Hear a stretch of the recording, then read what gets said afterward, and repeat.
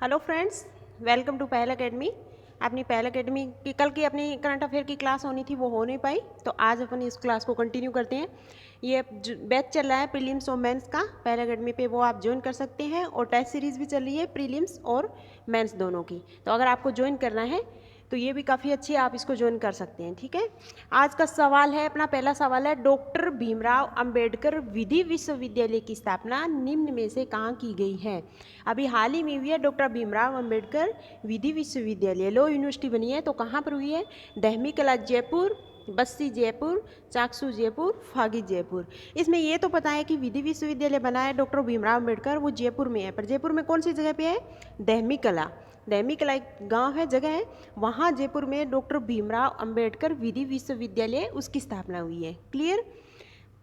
आगे देखते हैं, हाल ही में राजस्थान के कितने खिलाड़ियों को अर्जुन पुरस्कार से सम्मानित करने की घोषणा की गई है। अभी घोषणा हुई है अर्जुन पुरस्कार। राजस्थान देखो, अगर देश में देखें तो राजीव गांधी, जो पहले उसको बोलते थे खेल रत्न पुरस्कार, अब उसका नाम कर दिया मेजर ध्यानचंद खेल रत्न पुरस्कार।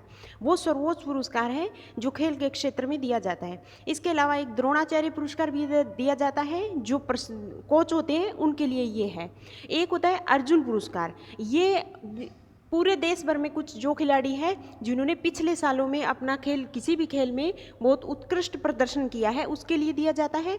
अब ये सवाल ये बता रहा है कि राजस्थान से ऐसे कितने खिलाड़ी हैं जिनको अर्जुन पुरस्कार 2022 देने की घोषणा की गई है।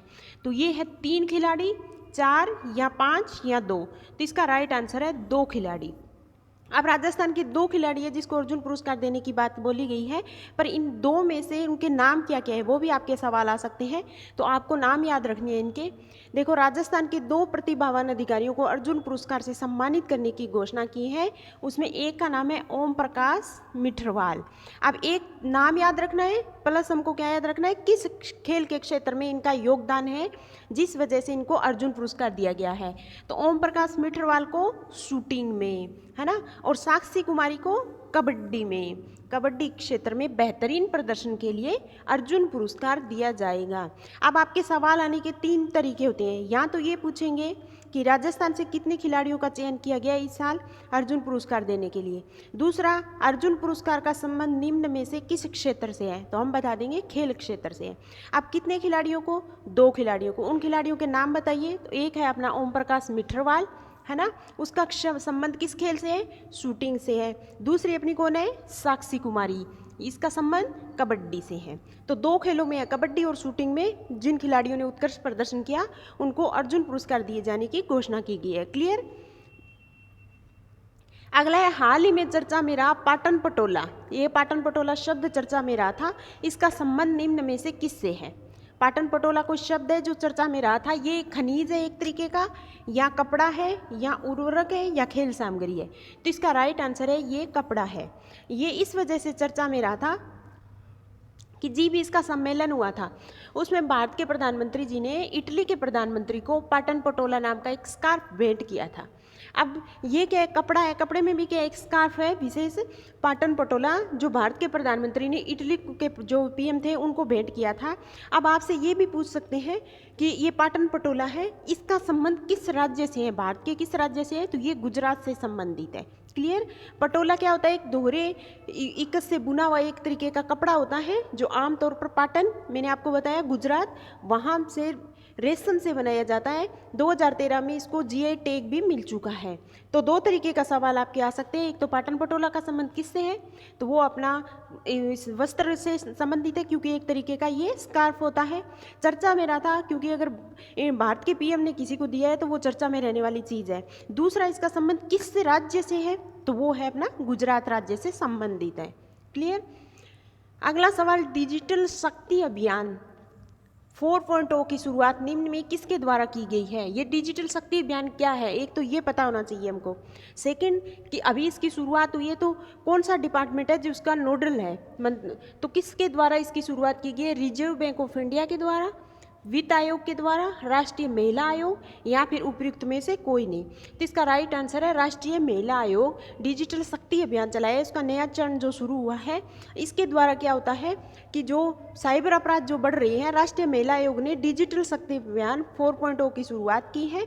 डिजिटल शक्ति जो ये आयोग जो महिला आयोग है, इसने डिजिटल रूप से कुशल और किसी भी प्रकार से अवैध या अनुचित जो ऑनलाइन गतिविधि के खिलाफ डटकर खड़े होने के लिए जागरूक बनाने पर केंद्रित है, ताकि आपके साथ महिलाओं के साथ किसी भी तरीके की अगर ऑनलाइन कुछ इस तरीके का कुछ हो रहा है अनुचित, या तो वो उस गतिविधि पर किस तरीके से नज़र रखें, कैसे अगर कुछ ऐसी चीज़ हो रही है तो उसके खिलाफ कार्रवाई करें।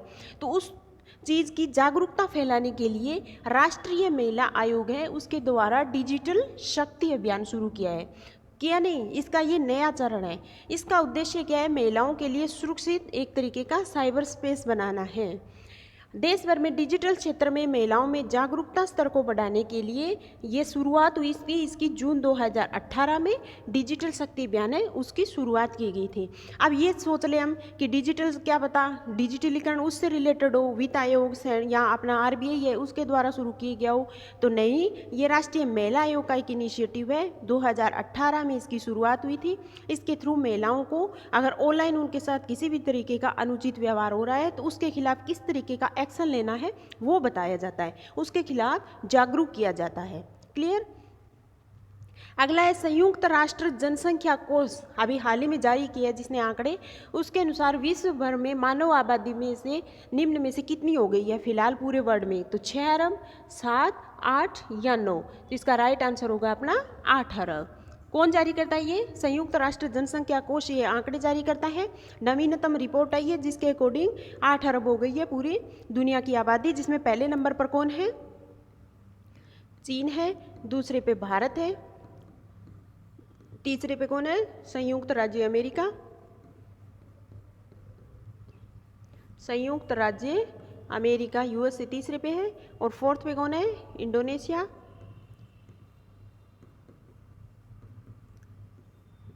और 5वें पे कौन है? पाकिस्तान। अभी नवीनतम आंकड़े आए हैं उसके अकॉर्डिंग पूरे 8 अरब है। पूरे वर्ल्ड की अगर पॉपुलेशन की बात करें तो वो 8 अरब है। जारी कौन किसने किया है? संयुक्त राष्ट्र जनसंख्या कोष ने इस आंकड़ों को जारी किया है।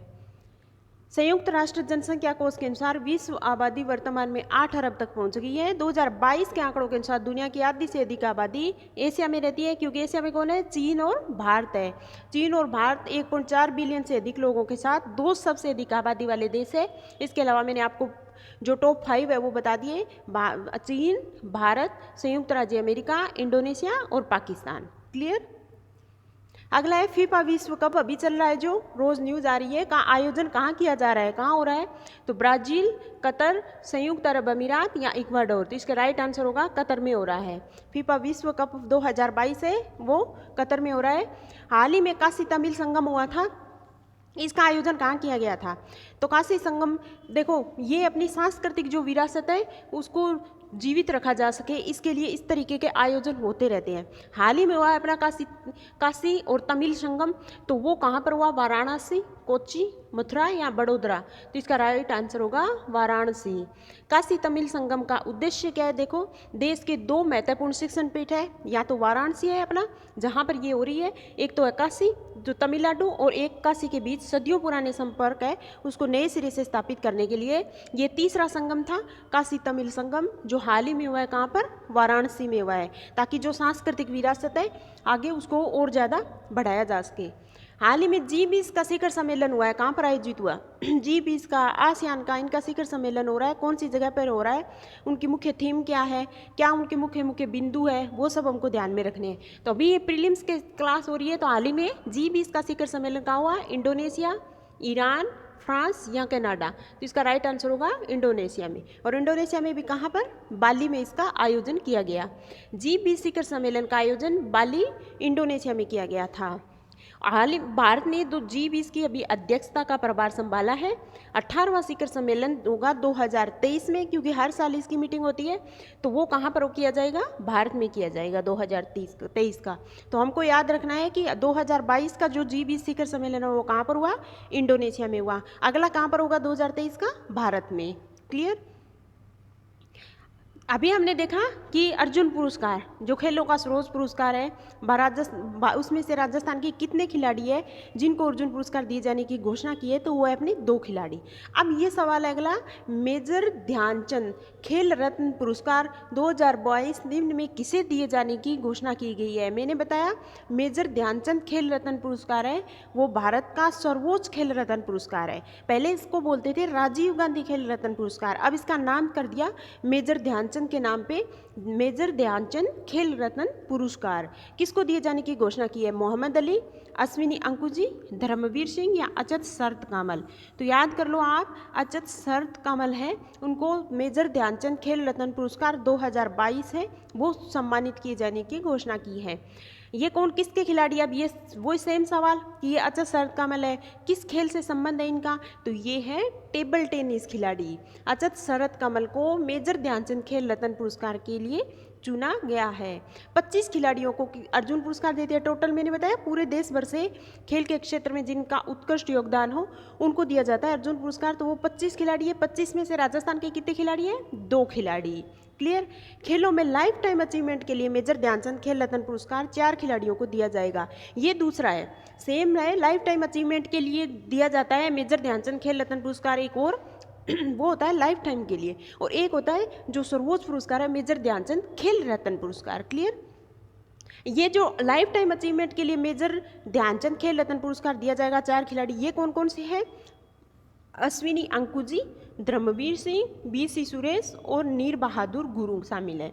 इस पुरस्कार को किसकी बात कर रहे हैं हम, मेजर ध्यानचंद खेल रत्न पुरस्कार जो सर्वोच्च पुरस्कार है, जो अभी अचत शरत कमल को दिए जाने की घोषणा की गई है 2022 का, जिनका संबंध टेबल टेनिस से है। अब ये जो मेजर ध्यानचंद खेल रत्न पुरस्कार है उसको पहले राजीव गांधी खेल रत्न पुरस्कार के रूप में भी जाना जाता था। यह भारत के किसी खिलाड़ी को दिया जाने वाला सर्वोच्च खेल सम्मान है। इसे कब शुरू किया गया था, 1991-92 में इसको स्थापित किया गया था। यह विगत 4 साल की अवधि में किसी खिलाड़ी द्वारा अगर खेल के क्षेत्र में शानदार या उत्कृष्ट प्रदर्शन किया जाता है तो उसको दिया जाने वाला सर्वोच्च खेल पुरस्कार है। अब आपके 2 नंबर 5 नंबर की टिप्पणी भी आ सकती है मेंस में, क्योंकि मेंस में खेल योग है, तो वहाँ अगर कोई आपसे पूछ ले कि मेजर ध्यानचंद खेल रत्न पुरस्कार, तो आपको बताना है कि ये खेल के क्षेत्र में दिया जाने वाला सर्वोच्च पुरस्कार 1991-92 से इसकी शुरुआत हुई। विगत 4 साल में किसी खेल क्षेत्र में उत्कृष्ट प्रदर्शन करने वाले खिलाड़ियों को दिया जाता है। हाल ही में 2022 का जो अचत शरत कमल है, जो टेबल टेनिस के खिलाड़ी है, उनको दिए जाने की घोषणा की गई है। क्लियर। इस पुरस्कार में एक पदक दिया जाता है, एक प्रमाण पत्र और कितनी राशि दी जाती है, 25 लाख रुपए का नगद पुरस्कार इसके तहत दिया जाता है। ये भी प्रीलिम्स में सवाल आता है कई बार कि जो ये मेजर ध्यानचंद खेल रत्न पुरस्कार है, इसके तहत जो राशि दी जाती है वो कितने रुपए की होती है, तो 5 लाख, 10 लाख, 15 लाख या 25 लाख। तो फिलहाल ये राशियाँ ये है 25 लाख रुपये। अगला क्या है, बहुराष्ट्रीय समुद्री अभियान है मालाबार। अब मालाबार का आयोजन किया जाता है, मैं आपको बार बार हर कोई ना कोई अगर सेनाओं के बीच कोई भी युद्धाभ्यास हो रहा है तो वो करवाती रहती हूँ, क्योंकि प्रीलिम्स में इस पैटर्न के सवाल अपने आते हैं। मालाबार हो रहा है किस देश के बीच में, ये हम पहले क्लास में कर चुके हैं। अब ये बोला है कि मालाबार 2022 है, इसका आयोजन कहाँ किया गया था, तो इसके अंतर्गत क्या है, संयुक्त राज्य अमेरिका, ऑस्ट्रेलिया, जापान और सिंगापुर, ये 4 कंट्री है जिनके साथ अपना जो सैन्य अभ्यास होता है उसका नाम क्या है, मालाबार बोलते हैं। अभी जो 2022 का वह कहाँ हुआ, भारत में, सिंगापुर, ऑस्ट्रेलिया या अमेरिका, तो ये सिंगापुर में आयोजित हुआ था। बहुराष्ट्रीय इसी वजह से बोलते हैं, बहुराष्ट्रीय का मतलब क्या होता है, जिसमें 1, 2 या 2 से अधिक देश शामिल हो, है ना, तो इसमें तो 4 देश शामिल है, तो ये हो गया अपना बहुराष्ट्रीय सैन्य अभ्यास व समुद्री अभियान है, जो भारत, सिंगापुर, ऑस्ट्रेलिया, भारत का सिंगापुर, ऑस्ट्रेलिया, अमेरिका इनके साथ होता है, जापान के साथ। जो 2022 का हुआ है उसका आयोजन अलग अलग हर साल अलग अलग देशों में किया जाता है, इन 4 देशों में से, तो अब की बार हुआ है ये सिंगापुर में। अभ्यासों की जो मालाबार श्रृंखला, ये भी आ सकता है कि अभ्यासों की मालाबार श्रृंखला है, इसमें निम्न में से कौन कौन से देश शामिल है, तो मैंने अभी आपको बता दिया था।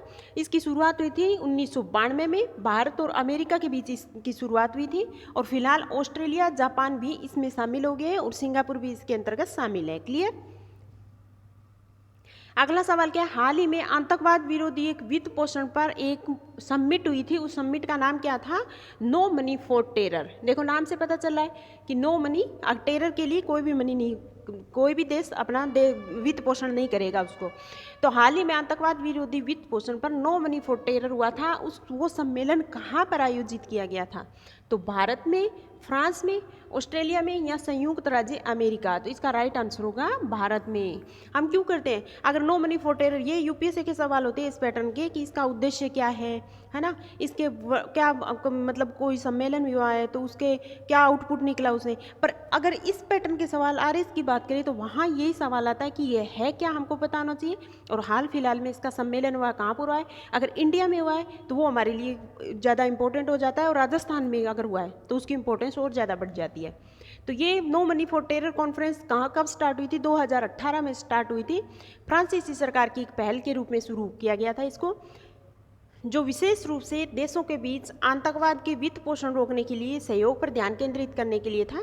2019 में इसका ऑस्ट्रेलिया में हुआ आयोजन किया गया, और 2020 में कहाँ हुआ है, ये इंडिया में हुआ है।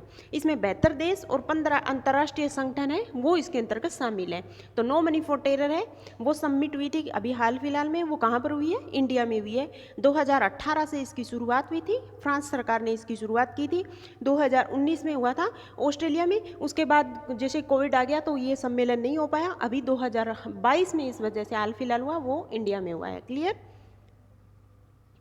हाल ही में किस देश ने भारत के साथ यंग प्रोफेशनल योजना शुरू की है, यंग प्रोफेशनल योजनाएं हैं वो शुरू की है, ब्रिटेन, फ्रांस, जर्मनी या कनाडा। तो इसका राइट आंसर है ब्रिटेन। अभी हाल फिलहाल में ब्रिटेन में सत्ता चेंज हुई है, ऋषि सुनक प्रधानमंत्री बने। तो यंग प्रोफेशनल योजना शुरू की है भारत सरकार के साथ किस देश ने समझौता किए, ब्रिटेन की सरकार ने किया है। इसके तहत क्या होगा, हाल ही में वर्ष 2023 में, एक तो याद रखना 2023 में इसकी शुरुआत होगी, यंग प्रोफेशनल योजना शुरू करने का निर्णय किया है ब्रिटेन। इसके अंतर्गत 18 से 30 आयु वर्ग के जो भी अपने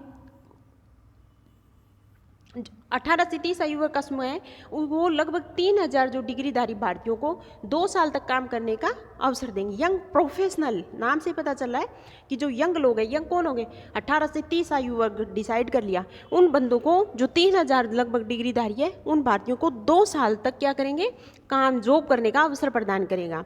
यह योजना वर्ष 2023 के प्रारंभ में शुरू होगी, जिसमें ब्रिटिश नागरिकों को भी भारत में इसी तरह की, क्योंकि यहाँ अगर 18 से 30 आयु वर्ग का कोई व्यक्ति है जो डिग्रीधारी है वो ब्रिटेन में जाके जॉब कर सकता है, और ब्रिटेन वाला कहाँ पर, इंडिया में आके जॉब कर सकता है। तो यंग प्रोफेशनल योजना भारत और ब्रिटेन के बीच समझौता हुआ है, 2023 से इसकी शुरुआत की जाएगी। अगला सवाल है आर्टेमिस मिशन, ये बहुत चर्चा में रहता है, इसका संबंध निम्न में किससे है, चंद्रमा, मंगल, बुध या बृहस्पति।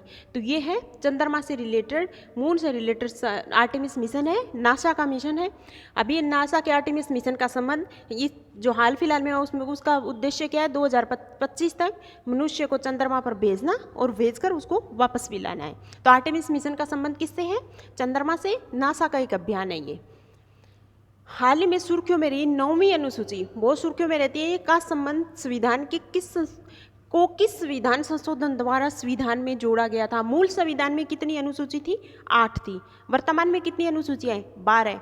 अब 8 के बाद 9वीं अनुसूची है वो कभी तो जुड़ी होगी संविधान में। तो सवाल यही पूछ रहा है हमसे कि ये 9वीं अनुसूची है, इसको संविधान में कब ऐड किया गया था, तो दूसरी, तीसरी, चौथी या पहली। तो सुर्खियों मेरी 9वीं अनुसूची को किस संविधान संशोधन द्वारा संविधान में जोड़ा गया था, तो इसे संविधान के प्रथम संविधान संशोधन हुआ था अपना, यहाँ प्रथम लगाना था, पहली नहीं, प्रथम, यहाँ चौथा लगाना था क्योंकि संविधान संशोधन पूछा है ना, तीसरा और ये दूसरा।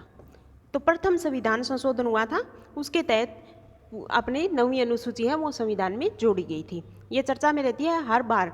हाल ही में चर्चित हुआ था आसियान का शिखर सम्मेलन हुआ था। अब इस आसियान का मुख्यालय कहाँ पर है, ये सवाल पूछ रहा है। तो आसियान क्या है, दक्षिणी पूर्वी जो कंट्रीज है, 10 कंट्रीज उनका समूह है एक तरीके का। तो ये आसियान का मुख्यालय कहाँ पर है, जकार्ता, कुआलालंपुर, बैंकॉक या ढाका। तो इसका राइट आंसर होगा थाईलैंड की राजधानी है, थाईलैंड आसियान का मेंबर है, थाईलैंड की राजधानी है बैंकॉक, तो इसका मुख्यालय कहाँ पर है, बैंकॉक में है। ये जो सम्मेलन होती है, समिट कहाँ हुई, इनमें कुल कोई इतनी कंट्रीज है जो इनके मेंबर हैं, है ना, इनका मुख्यालय कहाँ पर है, ये सब हमको एक पूरी लिस्ट बनाकर रखनी चाहिए। आसियान क्या है तो मैंने आपको बता दिया, 10 जो दक्षिण पूर्व एशियाई देश है उन जिनमें Brunei, Cambodia, Indonesia, Laos, Malaysia, Myanmar, Philippines, Singapore, Thailand और वियतनाम, इनको एक मंच पर लाता है। 10 कंट्रीज है, इनका समूह है आसियान। और इस थाईलैंड की राजधानी है जो बैंकॉक, वहाँ इसका मुख्यालय। आपका काम है होमवर्क, आप सब ये देखोगे, आसियान देखोगे और मैप में देखोगे कि ये जो 10 दक्षिणी पूर्वी एशियाई देश हैं इनका मैप में इनकी लोकेशन कहाँ पर है। फिर आपके एकदम माइंड में याद आ जाएगा। लोकेशन वाला कोई भी अगर आपको याद करना है तो मैप के थ्रू उन चीज़ों को याद करना, वो बहुत लंबे टाइम तक याद रहती है। हाल ही में चर्चित हुआ था G20 ट्रोइका। अभी हमने क्या देखा, G20 का सम्मेलन हुआ है कहाँ पर, इंडोनेशिया के बाली में हुआ है। इसकी एक अलग से क्लास भी है जो कॉन्सेप्ट सीरीज है, उसमें आपको पंकज सर ने क्लियर बताया है कि G20 क्या है, वर्तमान में सम्मेलन हुआ उसके क्या आउटपुट है, इंडिया के इसके लिए क्या रिलेवेंस है, वो सब देखना आप। अब हमने ये देख लिया कि इंडोनेशिया के बाली में इसका सम्मेलन हुआ है। ये भी देखा कि 2023 में इसको कौन इसकी अध्यक्षता कौन करेगा, इंडिया करेगा। और पिछला सम्मेलन, अब अगला सवाल क्या है, चर्चित G20 ट्रोइका है उसका संबंध इनमें किससे है, तो कि इटली, जापान या भारत से, रूस, अमेरिका या भारत से, जापान, अमेरिका या भारत से, इटली, इंडोनेशिया या भारत से। तो इसका राइट आंसर होगा डी, क्योंकि पिछला सम्मेलन हुआ था वो हुआ था लास्ट ईयर का इटली में, इस वाला कहाँ हुआ है, इंडोनेशिया में, और नेक्स्ट कहाँ होगा अपना, इंडिया में। तो ये जो कंट्री है 3, पिछले साल हुआ, करंट में कहाँ हुआ और आगे नेक्स्ट कहाँ होगा, वो क्या कहलाता है, G20 ट्रोइका कहलाता है। अब आपके इस पैटर्न का सवाल भी RS प्रीलिम्स में आ सकता है, तो आपको ध्यान में रखना है कि लास्ट ईयर कहाँ हुआ, करंट में कहाँ हुआ और आगे कहाँ होगा सम्मेलन, वो G20 ट्रोइका कहलाती है। तो ये कंट्री अब हमको ध्यान में रहता है कि लास्ट वाला कहाँ हुआ था अपना सम्मेलन, अभी फिलहाल कहाँ हुआ है, आगे वाला कहाँ हुआ है, तो हम इसको आंसर कर सकते हैं। अगला सवाल है जनजातीय गौरव दिवस। ये काफ़ी चर्चा में रहा, क्यों है, कब मनाया जाता है, देखते हैं। 8 नवंबर, 15, 18 या फिर 25 नवंबर। तो इसको राइट आंसर है 15 नवंबर। अब जनजातीय गौरव दिवस मनाया जाता है 15 नवंबर को, जनजाति से संबंधित है। किस जनजाति को, कौन सा ऐसा नेता था जिसको ये समर्पित है, जिसकी याद में ये बनाया जाता है, तो ये बिरसा मुंडा जी थे। अब इनका संबंध किससे था वो देखते हैं। भारत सरकार ने 2021 में आदिवासी स्वतंत्रता सेनानी, कौन से आदिवासी स्वतंत्रता सेनानी, बिरसा मुंडा की जयंती के उपलक्ष्य में 15 नवंबर को जनजातीय गौरव दिवस मनाने की घोषणा की। ये मुंडा जनजाति से संबंधित है बिरसा मुंडा। तो सवाल ये भी आ सकता है कि जो जनजातीय गौरव मनाया जाता है, दिवस मनाया जाता है, किस जनजातीय आदिवासी नेता है उसको समर्पित है, तो ये मुंडा जाति के थे, जनजाति के बिरसा मुंडा। और कब मनाया जाता है तो हम बता देंगे 15 नवंबर को। क्लियर। अगला है, हाल ही में पैसा एक्ट लागू करने वाला 7वां राज्य कौन सा है। पैसा एक्ट है, उसका 7वां राज्य कौन सा था, अभी तक 6 में थे पैसा जो एक्ट था वो लागू था, मध्य प्रदेश, छत्तीसगढ़, दिल्ली या उत्तर प्रदेश। तो ये होगा अपना MP, मध्य प्रदेश है जो 7वां राज्य बना है पैसा एक्ट लागू करने वाला। क्या है वो देखते हैं। इस एक्ट को कब लागू किया गया था, वर्ष 1996 में। पंचायतों से संबंधित प्रावधान थे उनको अनुसूचित क्षेत्रों में विस्तारित करने के लिए अधिनियमित किया गया था। कोई भी पंचायती राज है, त्रिस्तरीय व्यवस्था है, सबको पता है ना। कुछ ऐसे जनजातीय क्षेत्र या आदिवासी क्षेत्र है जहाँ पंचायती राज जो अपना अधिनियम है वो लागू नहीं होता, तो उनके लिए अलग से एक बनाया गया था पैसा एक्ट, कानून आया था 1996 में। अभी तक 6 ऐसे राज्य हैं जहाँ पर ये पैसा एक्ट लागू था। अभी 7वां राज्य हाल फिलहाल में बना है वो है अपना MP, है ना। तो यह एक्ट भूरिया कौन सी समिति की सिफारिश पर बनाया गया था, इस एक्ट को भूरिया कमेटी के आधार पर निर्मित किया गया था। अब कुछ ऐसे जनजातीय क्षेत्र, आदिवासी क्षेत्र है हर राज्यों में, जैसे 6 का बताया अभी तक, अब 7वां राज्य MP भी बन गया, वहाँ पर पंचायती राज अधिनियम तो लागू नहीं है, पर उनके लिए भी तो कुछ तो प्रावधान किया गया था। तो वो प्रावधान है वो पैसा एक्ट के थ्रू किया गया, यानी पंचायती राज का उन क्षेत्रों तक विस्तार। वो एक्ट था 1996 का, और किसकी सिफारिश के आधार पर निर्मित किया गया था। ये सवाल भी आपका आ सकता है कि जो पैसा एक्ट लागू किया गया था वो किस समिति की सिफारिश पर लागू किया गया था, तो उस समिति का नाम था अपना भूरिया समिति, ठीक है। और MP बनाया अभी हाल फिलहाल में 7वां राज्य। लीड IT समिट हुई थी अभी हाल ही में, कोप के थ्रू, कोप में चल रही है, उसी में लीड IT समिट 2022। इसका संबंध किससे है, या तो आर्टिफिशियल इंटेलिजेंस से, डिजिटल क्रांति 4.0 से, ये तो हम पढ़ चुके हैं डिजिटल क्रांति तो, समुद्री प्रदूषण से या फिर कम कार्बन संक्रमण से। तो इसका राइट आंसर है कम कार्बन संक्रमण से संबंधित हुई थी जो लीड IT समिट हुई थी। क्या है ये देखते हैं। हाल ही में बाहर स्वीडन ने COP27 चल रहा है अपना, हो गया, जो मिस्र के शर्म शेख में चल रहा है, बात कर ली हमने। उसके दौरान लीड IT समिट की मेजबानी की बाहर स्वीडन ने। यह निम्न कार्बन संक्रमण पर आधारित है। इसका मतलब यह समिट उन कंपनियों और देशों को संगठित करता है जो पेरिस समझौते को लागू करने हेतु प्रतिबद्ध है। पेरिस समझौते में और क्या बोला था, कोप हुआ था अपना पेरिस में, उसमें बोला कार्बन जो है अब ग्लोबल वार्मिंग है उसको कम करेंगे। उसमें जो जो शर्तें हैं, जो जो कंडीशन थी, जो जिन पे आम जो देश हैं उनकी सहमति बनी थी। तो ये इस वजह से ये COP27 के दौरान लीड समिट हुई भारत स्वीडन की अध्यक्षता में हुई, जिसमें ये बोला गया कंपनी देशों को संगठित करेंगे ताकि जो पेरिस के जो भी समझौते हैं उस समझौते को हम आगे आने वाले टाइम है उसमें लागू कर सके। क्लियर। ऑपरेशन बरखाने हुआ था, पुराना हुआ था, अभी फ्रांस ने इस ऑपरेशन बरखाने को समाप्त करने की बात की है, इस वजह से ये ऑपरेशन चर्चा में रहा है। तो इसका संबंध किससे, आतंकवाद का मुकाबला करना है हमको, समुद्री प्रदूषण कम करना है, ग्रीन हाउस गैस से उसमें कमी करनी है, या मरुस्थलीकरण को कम करना है। तो ये आंसर गलत दिया हुआ है, ये नहीं है, इसका आंसर होगा ए, यानी आतंकवाद का मुकाबला करने के लिए। हाल ही में फ्रांस ने क्या है, इसे ऑपरेशन बरखाने इसको समाप्त करने की घोषणा की है। तो ये चलाया गया था फ्रांस के द्वारा ऑपरेशन बरखाने।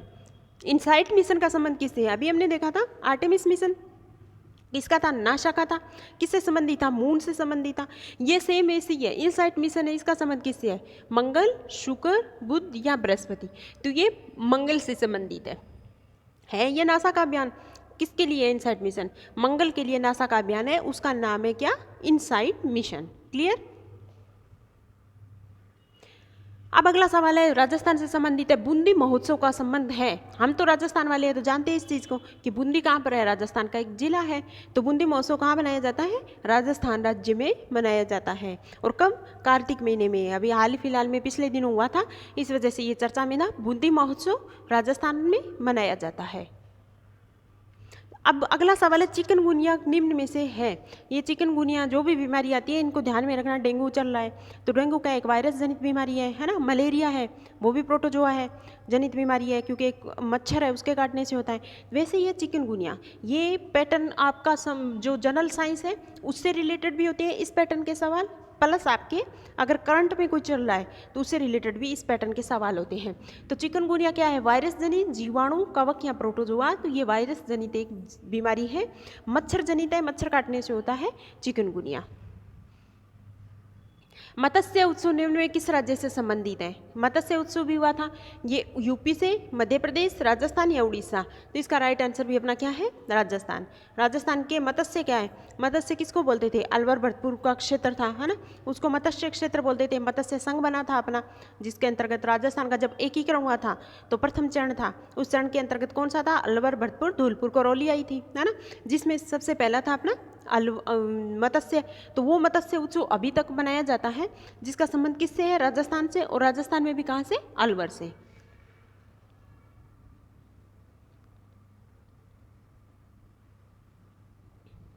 चलो दोस्तों, आज की क्लास में इतना ही। करंट अफेयर की क्लास के साथ फिर मिलते हैं नेक्स्ट वीक अपन। और इसके अलावा अपनी एक कॉन्सेप्ट सीरीज भी चल रही है, जिसमें जो भी टॉपिक मैं तो आपको करवाती हूँ, प्रीलिम्स के भी क्या क्या टॉपिक, कोई भी टॉपिक है उसमें प्रीलिम्स में से क्या सवाल बन सकते हैं, हम इस क्लास में तो 25 सवालों के थ्रू वो डिस्कस करते हैं। ठीक है, इसके अलावा आपको मेंस के लिए भी इंपॉर्टेंट होगा, प्लस आपके प्री में भी वो डेटा काम आ सकते हैं। तो उन्हीं को ध्यान में रखते हुए एक नई सीरीज चली है अपनी, जिसमें कोई भी एक टॉपिक होता है, उस टॉपिक पर हम डिस्कशन करते हैं। तो वो आपके प्री में भी काम आता है, प्लस आपके मेंस के लिए भी बहुत इंपॉर्टेंट है। तो वो सीरीज़ भी आप जरूर देखना। अगर आपको ये वीडियो पसंद आ रहे हैं तो आप इनको लाइक करो और अपने दोस्तों को शेयर करो। Thank you.